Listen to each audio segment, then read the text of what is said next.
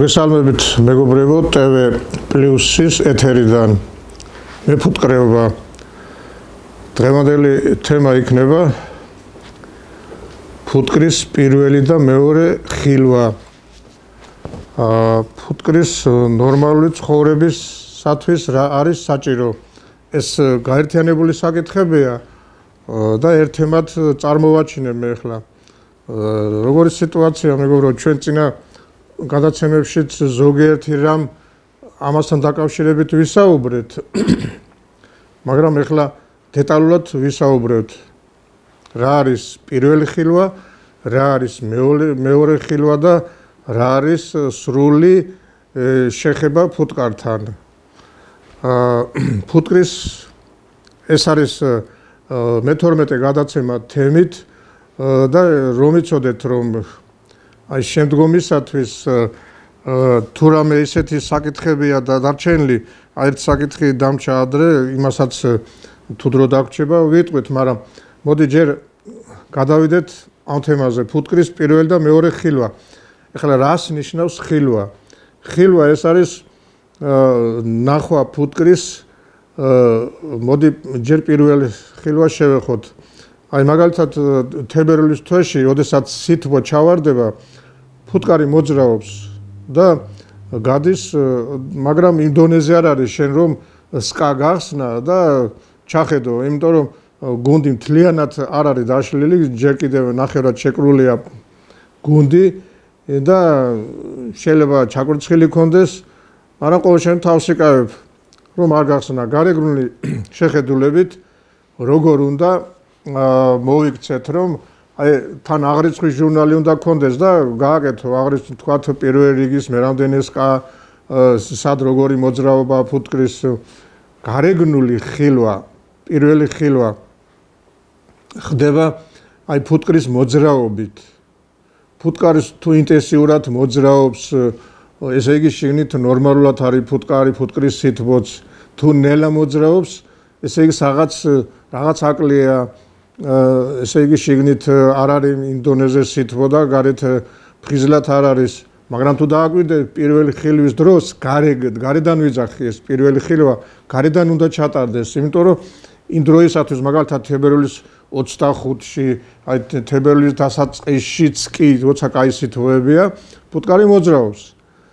ესე იგი, მაგრამ როდესაც თებერვლის თქვათ 24-25 რიცხვია, იმ დროისათვის უკვე იღვიძებს პატარ-პატარა ყვავილები და ჯერ ესე იგი მცირეოდენი ყვავილის ტვერი შეაქვთ. და შეამჩნევთ თუ ყვავილის ტვერი შეაქვთ ფუტკარს, ესე იგი სადღაც არის ჩაკვერცხილი მცირეოდენი, მაგრამ არის. ესე იგი გესიამოვნება, როდესაც გაივლი პირველი ხილვის დროს და ზოგიერთი ფუტკარი დასაქმებულია ყვავილის ტვრით, ეხლა ინტენსიური შეიძლება მოძრაობა არ იყოს, მაგრამ მცირეოდენი რაღაცები შეაქვთ. უკვე შეამჩნევ, რომ ფუტკარში შიგნით კარგად არის საქმე. ხო და მეორე ხილვა, მაგალითად ეს პირველი ხილვა ბოლომდე გავიდეთ, მაგრამ აღრიცხვას გააკეთებთ ჟურნალში, თქვათ პირველი რიგის მე რამდენი სკა კარგად მოძრაობს პირველი ხილვის დროს, აი მე-10, მე-11, 30, როგორ მოძრაობს, აი რომელიც არ მოძრაობს და საერთოდ არ გამოდის, ზოგი არ გამოდის, იმიტომ რომ მცირეოდენი ფუტკარია შიგნით და არ უნდა სითბო დაირღვეს და გარეთ გამოვიდეს. და შიგნით საკვებიც აქვს შეიძლება. საკვები როგორ უნდა დაარეგულირო, იმასაც გეტყვით. ესე იგი პირველი ხილვა მორჩით დავაფიქსირეთ ჟურნალში, სად როგორ მოძრაობს და გადავედით უკვე რამდენიმე დღის შემდეგ, ერთი კვირის შემდეგ თქვათ ამიდები ჩავარდა ისეთი, რომ უკვე მეორე ხილვის პერიოდია. მეორე ხილვა ხდება როგორ? თებერვლის ბოლოს, მარტის დასაწყისში ფუტკარი უკვე ბევრს ხარჯავს თაბლს. ბევრს ხარჯავს. ეს მით უმეტეს აპრილის ჩათვლით უკვე ძლიერდება კვერცხი, ისა დედა ძლიერდება, კვერცხავს და იხარჯება თაფლი იმაზე. ხო და მეორე ხილვის დროს ჩვენ რას ვაკეთებთ? თუ კარგად არის სითბო, გარეთ სითბო არის, თქვათ 20-25 გრადუსი სითბოა, შეგიძლია რომ ახსნა აი ტიხარი ხო აქვს ჩადებული სამუშაო მხრიდან ტიხარი აქვს აწევდა ნახავ ჩვენ ხო ჩავდგით წინა გადაცემაში თქვით რომ ერთი სრული ისა მომწიფებული ფიჭა ჩავდეთ თაფლით თუ იქ თაფლი აქვს პლუს გავუკეთებთ ჟურნალში იქ თაფლი არის საკმარისი და წინა მხარეს ავწევთ მეგობრებო და ფუტკრის მოძრაობა შევამჩნევთ წინა მხარეს მზის სამხრეთის მხარეს ხო საფრენის მხარეს ავწევთ და ნახავთ თუ ფუტკარი კარგად გრძნობს თავს ისევ დავხურავთ ესე იგი თაფლიც აქვს ფუტკარის ნორმალურად მოძრაობს და თუ მაინც ძალიან დაგაინტერესებთ ეს უკვე შემდეგისათვის სრული ნახვის დროს იმიტომ რომ ეხლა სითბოს ნუ დაურღვევთ მაინც მკაცრი ამინდია მომენტებში ღრუბელი მოეფარება და უკვე ცივა უბრალოდ ისეთი მარტი-აპრილი ისეთი ის არის ისა მაპატიეთ თებერვალი მარტის თვე და ესე იგი მეორე ხილვა ხდება ესე იგი ავწევთ ნაჭერს ტიხას გამოწევთ ნახავთ ესე იგი თაფლი აქვს დავაფიქსირებთ თაფლი აქვს ისევ გადმოვაფარებთ ნაჭერს მაგრამ წინა მხარეს ავწევთ ფუტკარი როგორ მოძრაობს თუ ფუტკარი კარგად მოძრაობს ერთმანეთში გადადის რაღაცა თბილა უკვე შეამჩნევთ რომ მოძრაობს ფუტკარი და კარგად არის ესე იგი გავუკეთებთ ფუტკარის კარგად არის და საკვები აქვს მაგრამ აი შემდეგის შემოწმების დროს ეს უკვე ხილვა აღარ არის უკვე შემოწმება უნდა შეამოწმო ჩაკვერცხილი აქვს თუ არა ახლა მეორე ხილვის დროს მეგობრებო უკვე უნდა გაძლიერდეს გარედან შემოტანილი ყვავილის მტვერი და უკვე შეამჩნევთ რომ ის უკვე ადრე თუ თითოეულა შექონდა ეხლა ცოტა უფრო მეტში აქვს უკვე მარტის თვეა და მარტის თვეში უკვე ყვავილობა იწყება ზოგან შინდის ყვავილობა იწყება და ერთ სიტყვით ყვავილები მოდის რა ნუში რაღაც ტყემალი რაღაცები მართალია ტყემალს იმდენი არა აქვს თაფლი მაგრამ ყვავილის მტვერი ხო აქვს ბევრი რაღაცები პატარ-პატარა ყვავილებიც უკვე ხედავ რომ ინტენსიურად მოძრაობს ესე იგი ფაქტია რომ პირველი და მეორე ხილვის დროს ჯამში დავაფიქსირეთ რომ მოძრაობს თქვათ იგივე ერთი და იგივე სკები ესე იგი იქ უკვე კარგად არის თუ სადღაც შევამჩნიეთ რომ დაემთხვა ისე რომ პირველი და მეორე ხილვის დროს მოძრავი არ არის ამ შემთხვევაში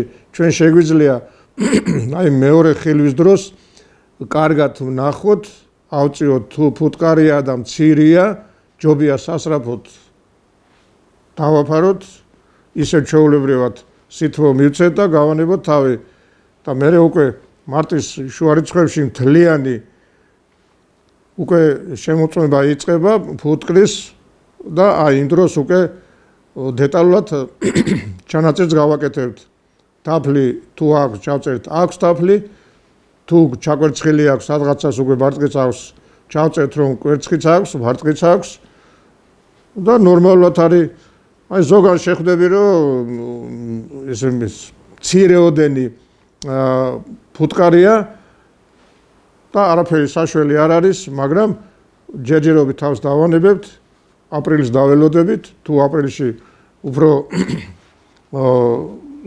მაინც სითბო გაძლიერდება ყვავილის მტვერიც მეტი იქნება აი შემდეგისათვის ესე იგი უკვე ფაქტია რომ დედა იქ სუსტი ან წლოვანია ან სუსტია ან გაცივდა ზამთარში აი ასე შეიძლება დავაფიქსიროთ თუ კვერცხი არ აქვს აი მესამე სრულად რომ ნახულობთ ეს უკვე დათვალიერება ხილვა კი არა ეს დათვალიერება მთლიანად სკის ასე რომ პირველი და მეორე ხილვა ძალიან ადვილია გარეგნულად პირველი ხილვა მერე მეორე ხილვა შიგნით ავწევთ ნაჭერს ჩავხედავთ თაფლსაც ვნახავთ და ფუტკარს წინა მხარეს საფრენის მხარეს ავწევთ ფუტკარი თუ ნორმალურად მოძრაობს ესე იგი ნორმალურად არის და აი მესამედ უკვე ის ხილვა კი არა უკვე მთლიანად ნახვა ფუტკრის რა მდგომარეობაშია მე მგონია კარგად ახსენი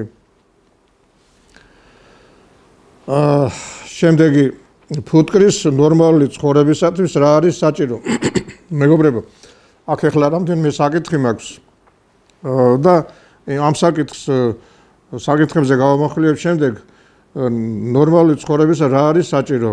მეგობრებო, ნორმალური ცხოვრებისათვის საჭიროა პირველი საკვები, აუცილებელია საკვები იყოს ნორმალური.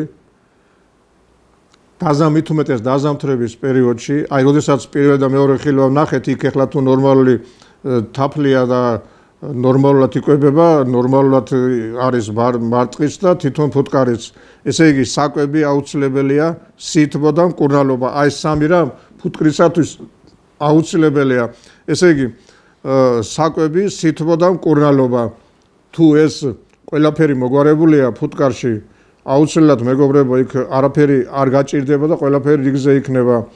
საკვები რომ იცით, რამდენიც უნდა დაუტოვოთ, ჩვენ მასზე ვილაპარაკეთ, კილო ნახევარი საშუალოდ ასე გამოდის თითოეულ ფეჭაზე, 16 თქვით ადრე, 16 კილო ეს როგორც მინიმუმი უნდა ძლიერ ფუტკარს ოჯახს ყავდეს.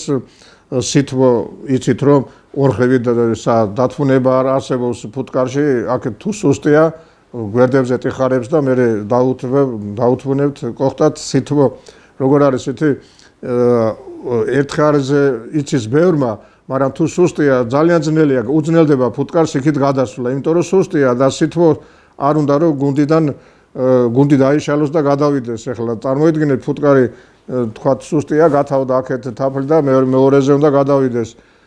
და ორივე მხარეს რო იქნება ტიხარი ჩადებული და ბალიშები დადებული, თავისთავად ცხადია სითბო იქნება და თავისუფლად იმოძრავებს ფუტკარი. და ესა მკურნალობა, ეს თავისთავად ცხადია მეგობრებო.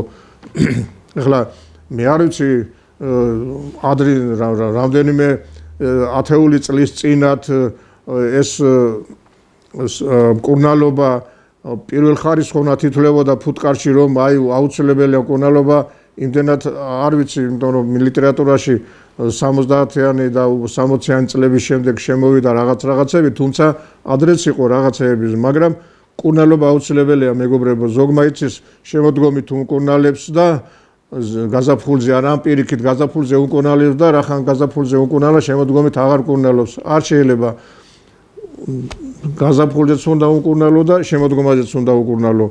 ეს მე მაგალითად წერაზეც თქვი რომ 4 მკურნალობა გაზაფხულზეც 4ჯერ ამკურნალობ და შემოდგომაზეც 4ჯერ მკურნალობ ფუტკარს. ერთი გვიანაც თუ არის საშუალება ნოემბრის თვეში აი რომ ბარტყი აღარ ყავს, მაშინაც უკურნალობ. ასე რომ სრული განკურნება შეიძლება არ გამოვიდეს, მაგრამ 95%-იანი და 90%-იანი მკურნალობა გამოდის მეგობრებო. ისე რომ სითბო, საკვები და მკურნალობა აუცილებელია, აი ეს სამი ძირითადი რამ დაიმახსოვრეთ. დანარჩენი რაღაცები ეს თავისთავად ცხადია, თვითონ შეხვდებით ამ სიტუაციებს შეხედავთ და ისე იმოქმედებთ ახლა. შემდეგი შეკითხვა არის ასეთ შემოსული მეგობრებო, რაფერის ფუტკრის სანთელი არსებობს და რომელია უმაღლეს ხარისხის. მეგობრებო, სანთელი დამოკიდებულია თაფლი, აი მისი ფერი დამოკიდებულია თაფლის იმაზეც ფერზეც.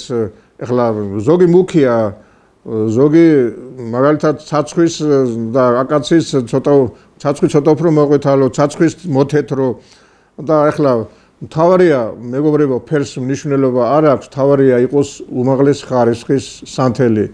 იქ სხვა მინარევები არ იყოს. ეხლა მე თქვენ ძალიან კარგად მოგეხსენებათ, რომ სანთელს სამკურნალო საშუალებად იყენებს ძალიან ბევრი. თუ ნატურალური სანთელი არ იქნება, ძალიან გაუძნელდება ვიღაცას ყიდულობს შენგან რომ დაამზადოს წამალი. ანათალი არის უმაღლეს ხარისხის და ის მოყვითალო ფერის არის უფრო ზოგჯერ გააჩნია თუ აკაციისა და მოთეთრო ფერის არის ზოგჯერ. ეხლა ყვავილის ფერებს გააჩნია და თაფლის ფერს გააჩნია. როგორია? აი მსგავსია ზუსტად ის სანთელიც, ოღონდ ეხლა ძალიან განსხვავებულია, მაგრამ მაინც მიმსგავსება უფრო წაბლისა უფრო სხვანაირი ფერის არის. მაგრამ წარმოიდგინეთ თქვენ რომ თლიანობაში სანთელი აი ანათალი მოყვითალო ფერის არის მეგობრებო, ახლა ძალიან ყვითელი არ არის, მოყვითალო სასიამოვნო ფერის არის. თუ ანათალი არ არის და პირდაპირ გამოვადნობთ, ის ცოტა უფრო მუქი ფერის არის. მაღალი ფიჭები, მაღლა ფიჭების და დაბლა ფიჭებისაც. ოღონდ აი დაბლა ფიჭების მუქები, რომელიც არის, თქვათ, მუქი, ეხლა ხო არის მაგალითად ცუდი ფიჭებია და იმისგან ადნობ მუქი ფერის გამოდის სანთელი. შეიძლება ნაღდი სანთელი იყოს, მაგრამ მუქია. მაგრამ როგორი სიტუაცია იცი, ეხლა უნდა მაღაზიაში ჩააბარო, უნდა სადღაც ჩააბარო, ზოგი არ მოწონს ფერი, მაგრამ შენ იცი რომ ნაღდია, მაგრამ არ მოწონს ფერი და ფერი უფრო რაღაც, მაგრამ წარმოიდგინეთ რომ იმ ლამაზ ფერებში ზუსტად რაღაცებს ურევენ ზოგი, ეხლა რაღაცებს მაიმუნობენ. თქვენ ძალიან კარგად იცით ეხლა ესა და არ მინდა ხოლმე ეხლა მე ადრე გადაცემაში ვთქვი რომ ძალიან კარგი მეფუტკრეები არიან, ზოგი ნამდვილად 100%-იანად თაფსაც ამზადებენ, სანთელსაც, ყველაფერს, მაგრამ ზოგიერთი არის დაბალხარისხოვანი, თაფსაც ამზადებენ და სანთელსაც. ასე რომ მინარევები არსებობს სანთელში, ფერსაც სხვანაირს ღებულობს, მაგრამ ფერი როგორიც გინდა იყოს, რამდენიმე ფერის არის, ყვითელი, თეთრი, მუქი, ყავისფერი, ახლა შავი არ არსებობს, მაგრამ ყავისფერი არსებობს. ხო, აი ასეთი ფერის და ხარისხი გითხარით, ყველაზე უმაღლეს ხარისხიანია ანათალი ფიჭა. ეს უმაღლეს ხარისხის არის. მერე ისიც მაღალი ხარისხისაა, მაგრამ უკვე მეორე ხარისხად ითვლება დანარჩენი ანათალის გარდა სხვა ფიჭების გამოდნობილი. ოღონდ ნატურალური არის, მაგრამ შედარებით ანათალთან შედარებით ის დაბალი ხარისხისაა. სინამდვილეში ამ სანთელს ვიყენებთ ხოლმე, მაგათ თქვათ მაღაზიაში გადაცვლილი ფიჭებზე რაღაცებში იყენებენ. ძალიან კარგია მაგალითად მაზების დასამზადებლად, ეს ყარაფესხის არ უშლის. მაღალი ისა ანათალს კოსმეტიკური სანთელია და კოსმეტიკებში და ბევრ რაღაცებში ხმარობენ მეგობრებო. ასე ეს საკითხი მოვჭით მეგობრებო. რა რაოდენობით აგროვებს ერთი ნორმალური ოჯახი ყვავილის ტვერს მეგობრებო. ყვავილის ტვერის შეგროვება ხდება თვითონ გარემო პირობებიდან, რამდენი ყვავილია, რამდენი ყვავილოვანი მცენარეები და ხეებია. თუ გარეთ არის მაგალითად არის ერთი ეკლიანი აკაცია, უამრავი ტვრის ისინი აქ ასეთი როგორც თხილს აქ უამრავ ტვერს იღებენ, მაგრამ არ არის ხარისხიანი, შედარებით დაბალი ხარისხიანია. ყვავილის ტვერს აგროვებენ ფუტკარი, დღეში ძლიერი ფუტკარი 100-150 გრამიდან 200 გრამამდე, 220 გრამ და 250 გრამამდეც კი ადის, გააჩნია, მაგრამ ეს მუდმივად კი არ არსებობს. ეს აი მომენტია ასეთი, მე ახლა ყვავილდება რაღაც ხეები, მცენარეები, ყვავილის ტვერი აქვს, მაგრამ გადის რაღაცა პატარა მომენტი და მე უკვე კლებულობს, იმიტომ რომ აღარ არის ყვავილი იმდენი საშუალება რომ შემოიტანოს. ასე რომ ვიდრე არის საშუალება ცდილობს ფუტკარი შეიტანოს. ესე იგი დავაფიქსიროთ ასე 100-150, 250 გრამამდე ყვავილის ტვერი შემოაქვს დღეში ძლიერ ოჯახს. ნორმალი ოჯახი 100 გრამი, 150 გრამი მაინც უნდა შემოიტანოს. ეხლა მაინც და მაინც აქცენტს ნუ გავაკეთებთ 150-100 გრამზე. მეგობრებო, არის მომენტი რომ მცირეოდენია 50 გრამი ძლივ შემოაქვს, იმიტომ რომ ფუტკრის სიძლიერეზეა დამოკიდებული მეგობრებო. რა დონის ფუტკარია, რა სიძლიერეს ფუტკარი ყავს. ასე რომ დაფიქსირებულია საშუალო ფუტკრის და ძლიერი ფუტკრის ოჯახიდან 150-დან 250 გრამამდე აგროვებს ყვავილის ტვერს. მე შემდეგი შეკითხვა, როგორია ამანათ ნაყრის სტანდარტი? მეგობრებო, ამანათ ნაყრის სტანდარტი ადრინდელი 1-35 წლის წინანდელი სტანდარტის სხვა არის, ეხლა არ ვიცი, ეხლა ეს სტანდარტები მოამატეს რამე შეამცირეს, მე არსად არ დავიფიქსირები, არ ვიცი, არ წამიკითხია, მაგრამ მე ვიცი რომ ეს სტანდარტები, რომელიც ადრე იყო, ეს სტანდარტები არის ნამდვილი სტანდარტები და ნამდვილი იქიდან ამ ამონათ ნაყრისგან ასეთი სტანდარტი თუ იქნება ამართ ნაყარი იმ წელს ოჯახი დადგება და შეიძლება თაფლის მოგწეს. აი მე ხა წავიკითხავ და მე რამდენიმეჯერ თუ უყურებთ ჩემ ამ გადაცემა შეგიძლია ჩაიწეროთ და თქვენც იცოდეთ მეგობრებო აი რა არის მაგალითად ამონათ ნაყრის სტანდარტი.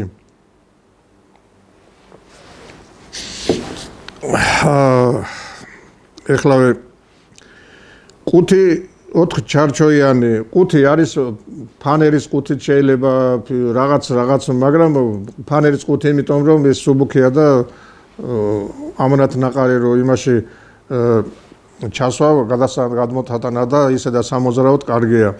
ესე იგი 4 ჩარჩო რო ეტევა ეს არის ამონათ ნაყარი მეგობრებო 4 ჩარჩოიანი ჩამოშენებული ნამდვილი ის სამუშე ფუტკრის უჯრედებია. ესე იგი 4 ჩარჩო უნდა იყოს ამონათ ნაყარში ყუთში. დედა 1 ცალი.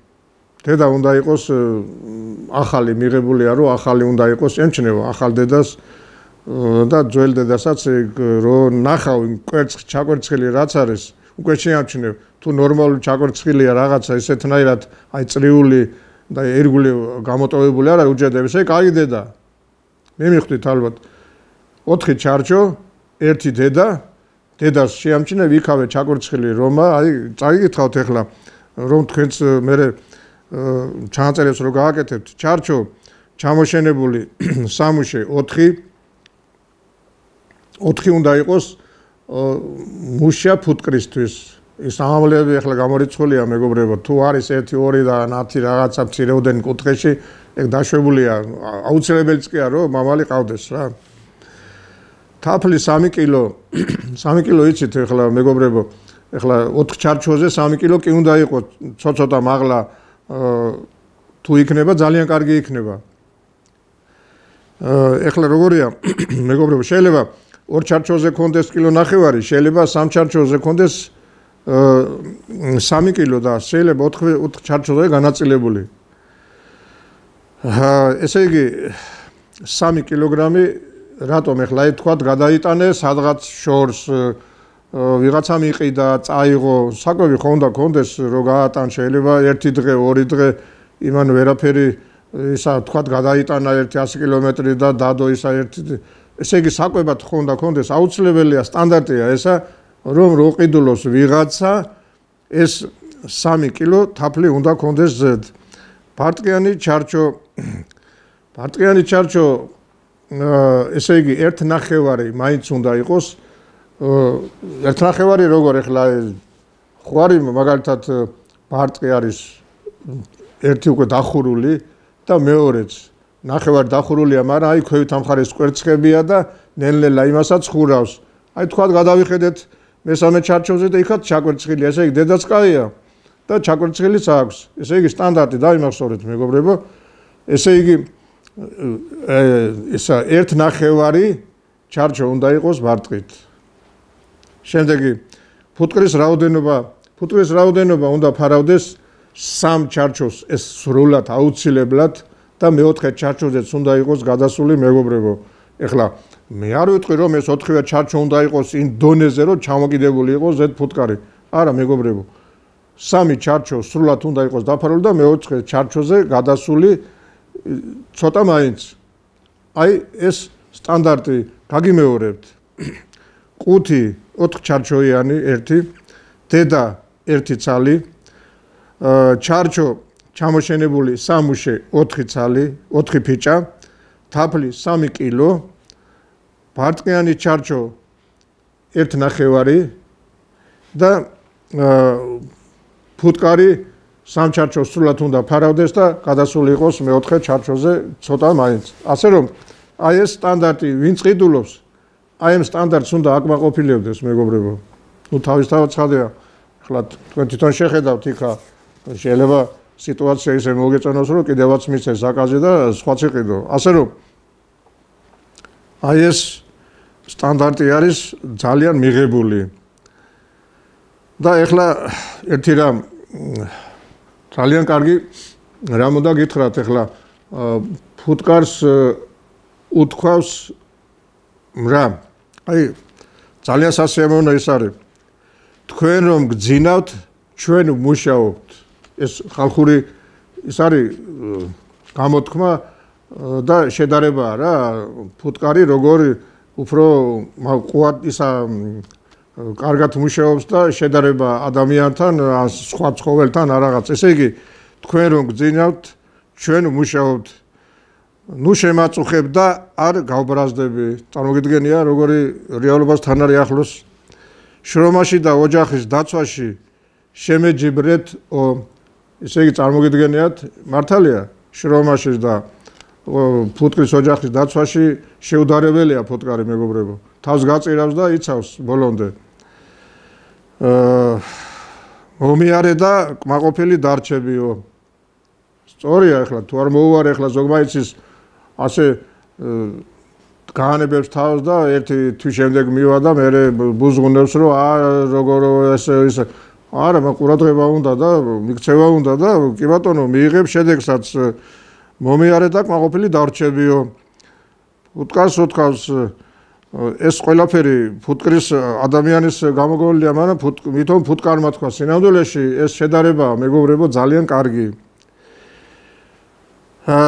და ბოლოს ჩემი მოტანილი თაფლიდან მეც დამიტოვეო ხედავ როგორი კარგი გამონათქვამია ზოგჯერ არის მეფუტკრე მთლიანად წურავს მეგობრებო მთლიანად ისე რომ არაფერს არ უტოვებს ფუტკარს და მე რაღაც დამატებით საკვებს აძლევს რაღაცა მახინაციოს როგორ მე ზამთარი გაიტანო ცოდოა მეგობრებო როგორ შეიძლება ფუტკარს თუ დავისი მოპოვებული თაფლი არ დაუტოვე საკუთარი ენერგიის აღსადგენად ესე არ შეიძლება ის სუსტად მუშაობს რაღაცა შაქარწყალზე დაზამთრებული და რაღაცა ესე შეიძლება გაიტანო შეიძლება დაიხოცოს კიდეც და არ შეიძლება მე ვიცი ზოგიერთი მეფუტკრე 90% თავს აცლიდა და მე შაქარწყალს ტენიდა და მე ემდურება რომ აი რაღაცა ამ ზაფხულს არ გაამართლა იმანი რა თქმა უნდა მეგობრებო სუსტი ენერგიის მქონე ფუტკარი გამოდის ნაღდი თაფლისგან კარგი ენერგიის ასე რომ აი ჩემი მოწოდება იქნება ერთი რამ მეგობრებო ნუ გაანადგურებთ თაფლოვან ხეებს და მცენარეებს მეგობრებო მე ახლა ადრე 35-40 წლის წინათ მახსოვს მეფუტკრეები როგორ მიუმარჯვებდნენ ცაცხვებს, აკაციებს, მცენარეები იყო, ნათესები იყო, რაღაცები, ზესუმზირა ითესებოდა რაღაც და ახლა განადგურდა ყველაფერი აკაციები დაჭრეს, ცაცხვები მოჭრეს, აღარ არის გაანადგურეს, ძეძვი მოჭრეს საერთოდ განადგურებულია თაფლოვანი ხეები და მცენარეები მეგობრებო მე ადრე გადაცემაში ვთქვი რომ თითოეულმა მეფუტკრემ აუცილებელია მეგობრებო დარგას 1, 2 ან 3 ხე მაინც მაქსიმუმი თაფლოვანი და არაფერიც არ იქნება ყველაფერი რიგზე იქნება ასე რომ ძალიან კარგი იქნება თუ ერთმანეთს გადავწევთ და არაფერიც თუ ზოგი გაანადგურებს ზოგიც კიდე დარგავს და იქნება თუ ესე ყველაფერი განადგურდა და რა თაფლი უნდა შემოიტანოს ფუტკარმა თუ არ იქნება ნექტარი ეხლა ფუტკრის ადრე შეგვირდით ეს გამოტოვებული საკითხი იყო ფუტკრის დედის განვითარებისათვის რა პროცესებია და რა პროცესებმა უნდა გაიაროს მომწიფებამდე 3 დღე ესე იგი კვერცხის მდგომარეობაშია მეგობრებო მდგმოიარე და პირველ დღეს მდგმოიარე მე ნელ-ნელა გადაიღუნება და მესამე დღეს უკვე დაწოლილი ფორმაშია ეს ფუტკარი 6 ისა მატლს უწოდებთ ფუფლს სინამდვილეში ლიტერატურულად ფუფლუ წერია 1 დღიანი 6 დღის ჩათვლით ესე იგი მე-6 დღის ჩათვლით ისა უჯრედი იხურება მეგობრებო და უჯრედი რო დაიხურებაში განვითარება მიმდინარეობს ფუტკრის განვითარება ხო ჭუპრი მდგომარეობაში გადახური ვითარდება ესე იგი 10-დან 14 დღის ჩათვლით ესე იგი შიგნით ვითარდება 14 დღის ჩათვლით მეგობრებო არ დაგავწეთ რომ ეხლა ზოგმა შეიძლება შეეშალა და ვა არ გამოვიდა რა, ამდენი ხანი გავიდა რა და 14 დღე აქვს მას. შეიძლება ერთი დღე ცოტა ადრე გამოვიდეს, ან ერთი დღე გვიან გამოვიდეს, მაგას 16 დღეში აუცილებლად უნდა გამოვიდეს დედა. მე-16 დღეს დედა გამოდის, მეგობრებო. გამოდის დედა და შიგნით მოძრაობს ბოლომდე რომ მომწიფდეს, რომ გარეთ გამოფრენა გააკეთოს. მე-17, მე-18, მე-19, მე-20 და 21 დღეს ჩათვლით სკაში მიმდინარეობს დედის მომწიფება. აი წარმოიდგინეთ 17, 18, 19, 20 და 21 ესე იგი 5 დღის განმავლობაში მიმდინარეობს შიგნით დედის მომწიფება. დაიმასწორეთ ეს ახლა მე რომ მამას ვიძახი, მე შეგიძლიათ ეს კიდევ ნახოთ და ჩაიწეროთ. ისე რომ ზოგჯერ არის ხოლმე ვემდურებით რა ხდება, ფუტკარი არ გამოდის, გამოვიდა და კვერცხარდებს და ასე და ასე.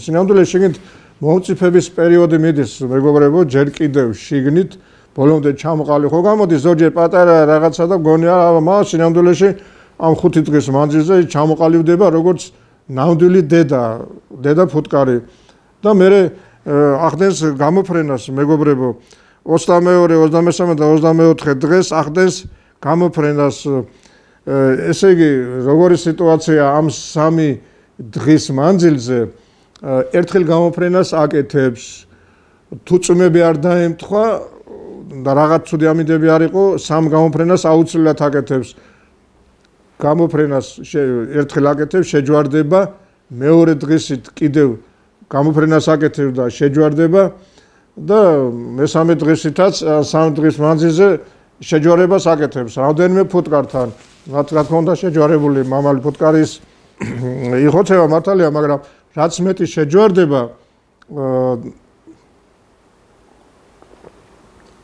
დედა ფუტკარი უფრო კვერცხმდებელია და უფრო ბევრ კვერცხს დებს. ესე იგი 25, 26 და 27 დღეს სრულდება მისი გამოფრენა და იწყებს კვერცხის დებას. ეხლა როგორი სიტუაცია მეგობრებო?